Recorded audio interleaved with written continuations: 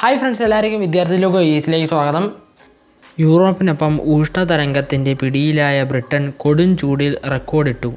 ലണ്ടനിലെ ഹീത്രോയിൽ ഇന്നലെ ഉച്ചയ്ക്ക് 12:50 40.2 ഡിഗ്രി സെൽഷ്യസ് രേഖപ്പെടുത്തിയാണ് ഉയർന്ന താപനിലയിൽ രാജ്യം ചരിത്രം കുറിച്ചത്.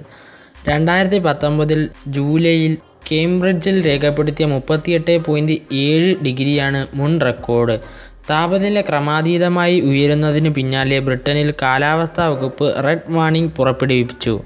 താപനില 40 ഡിഗ്രിക്ക് മുകളിലേക്ക് ഉയർന്നതോടെയാണ് UN ഏജൻസി മുന്നറിയിപ്പ് നൽകിയത്. ലണ്ടൻ നഗരത്തിൽ ഇന്നലെ പലയിടങ്ങളിലും തീപിടുത്തമുണ്ടായതായി മേയർ സാദിഖ് ഖാൻ അറിയിച്ചു. ഗുരുതര സാഹചര്യമാണ് നിലവിലെന്നും മേയർ പറഞ്ഞു. വെല്ലിംഗ്ടൺ, ക്രോയിഡൺ, അപ്മിൻസ്റ്റർ, സൗത്ത്ഗേറ്റ്, ഗ്രീൻലാൻഡ് എന്നിവിടങ്ങളിൽ വീടുകളിലും പുൽപ്രദേശങ്ങളിലും റെസ്റ്റോറൻറ്റിലും തീപിടുത്തമുണ്ടായി. പുറത്തും ബാൽക്കണിയിലും ബാർബിക്യൂ ഒഴിവാക്കാനും കുപ്പിച്ചില്ലു കഷ്ണങ്ങൾ എന്നിവ പുല്ലിൽ ഉപേക്ഷിക്കാതിരിക്കാനും അധികൃതർ നിർദ്ദേശം നൽകി. വിമാനത്താവളങ്ങളുടെ പ്രവർത്തനത്തെയും ഇത് ബാധിച്ചിട്ടുണ്ട്. ട്രെയിനുകൾ പലയിടത്തും റദ്ദാക്കി.